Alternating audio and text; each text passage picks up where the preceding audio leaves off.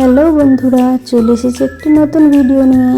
এই গরমে আইসক্রিম খেতে কারই না ভালো লাগে, তাই ভাবলাম তোমাদের সাথে আইসক্রিমের ভিডিওটা শেয়ার করি।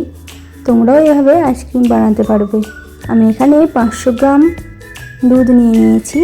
দুধটাকে ভালো করে জাল দিচ্ছি। এরপর দুধের ওপর থেকে আইসক্রিম পাউডার আমি দিয়ে দিয়েছি। অল্প অল্প করে ভালো করে মিশিয়ে নিতে হবে।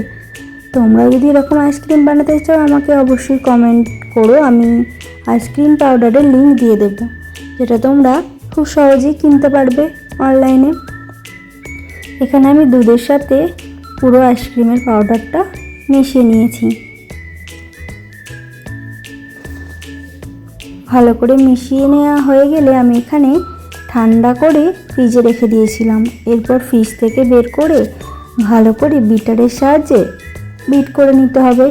এখানে আমি অল্প পরিমাণে হুইপ ক্রিম ইউজ করেছিলাম, যাতে আইসক্রিমটা আরও ক্রিমি হয়। তো এখানে ভালো করে প্রায় 15-20 মিনিট বিট করে নিয়েছি। গরম অবস্থায় কিন্তু বিট করিনি, আমি এটা ফ্রিজে রেখে ভালো করে সেট করেছিলাম। তারপরে বের করে আমি এটাকে বিটারের সাহায্যে বিট করে নিয়েছি।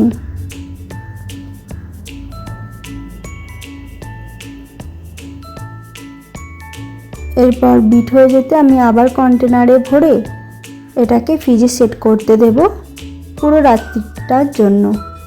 এরপর রাত্রিরে কেটে গেলে সকালবেলা আমি ফ্রিজ থেকে আইসক্রিমটা বের করে তোমাদেরকে দেখাচ্ছি আইসক্রিমটা কী রকম জমেছে, কতটা সুন্দর দেখতে হয়েছে। ওপর থেকে আমি একটু বাদাম দিয়ে দিয়েছিলাম, যেহেতু এটা বাটারস্কচ আইসক্রিম ছিল।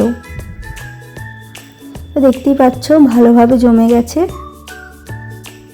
আর কত সুন্দর হয়েছে সেটা তো তোমরা দেখতেই পাচ্ছ। আর খেতে একদম বাইরের আইসক্রিমের থেকেও ভালো লাগছিল, খুবই দারুণ টেস্ট।